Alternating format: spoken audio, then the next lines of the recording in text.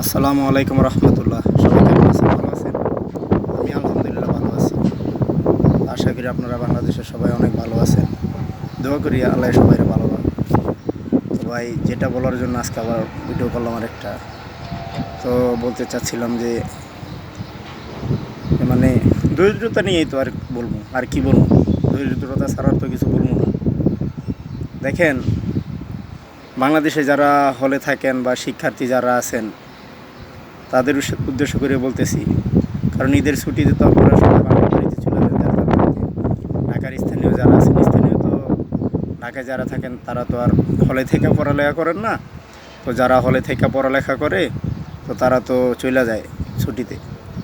ছুটিতে চলে গেলে ঈদের বন্ধ দিলে দেখা যাচ্ছে বাড়িতে চলে যায় যারা ফ্যামিলি নিয়ে 10 দিন 12 দিন। হল খুললে বা কলেজ চালু খুললে তখন চলে আসে সবাই। তো ভাই দেখেন, আপনাদের হলের আশেপাশে অনেক রাস্তাঘাটে পোলাপাইন থাকে। তো ওই ছেলেপেলেগুলো সবাই আপনাদের মুখে দিকে তাকায় থাকে যে অমুক ভাই আসলে আমার একটু খাবার দিবে, অমুক ভাই আসলে আমার 10টা টাকা দিবে, আমি কিছু খাইতে পারবো। বুঝতে পারছেন?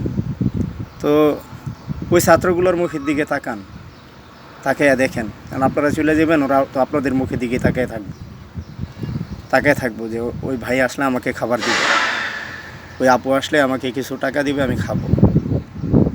তো যাক, আশা করি অনেক স্টুডেন্ট আছেন যারা ওদের দেখাশোনা করেন। তো ভাই, আপনারা ওদের দেন, আলহামদুলিল্লাহ ভালোই দেন, কারণ আপনারা স্টুডেন্ট বলতে বাংলাদেশে পাওয়ার, আপনারা অনেক কিছু করেন দেশের জন্য।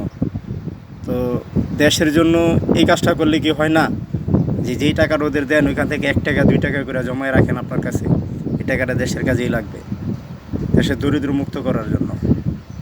আমি বারবার বলে আসতেছি যে বাংলাদেশে 18 কোটি মানুষ, 17 কোটি প্লাস আর কি, ধরেন 18 কোটি মানুষ আনুমানিক আর কি। সবাই মিলে যদি 1 টাকা করে আমরা দিই, 1 টাকা করে দিলে 18 কোটি টাকা উঠবে।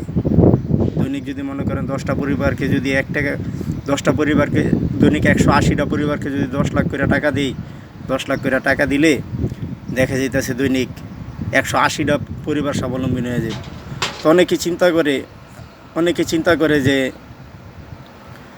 যদি আমরা গরিবকে স্বাবলম্বী করার চেষ্টা করি তাহলে আমাদের কাজ করবে কি?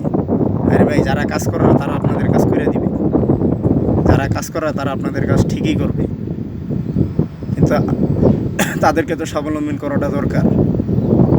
কারণ এটা হলে শেষ জামানা ভাই, মানুষের মুখের কথার অনেক কোনো মূল্য নাই।